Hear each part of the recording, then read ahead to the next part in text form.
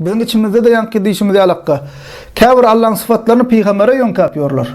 Käbir Allah'ın sıfatlarını pir awliyalara yönk yapıyorlar. Yetişdiysen awliya yetişya.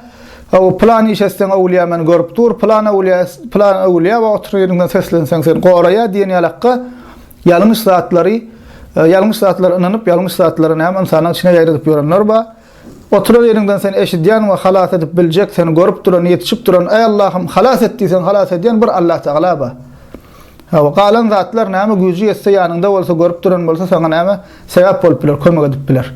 Emma uzakdan sen bir ýerde tursan, başga bir welayetde gabyrda qiýatan adama gıýgyryp berden seslenmek, eşidýä görýär diýip Allah saklasın bu Allah'ın sıfatyny mahlukata bermek golýa we şirk hesaplanýar. Ha we peýgamber bolsun, peýgamberden başgasy bolsun Allah'ın sıfatyny peýgambere ýönkömeklik bolmaýan musulman doganlar şunlara näme ägä bolalım, ýalňyşlyga düşmäliň.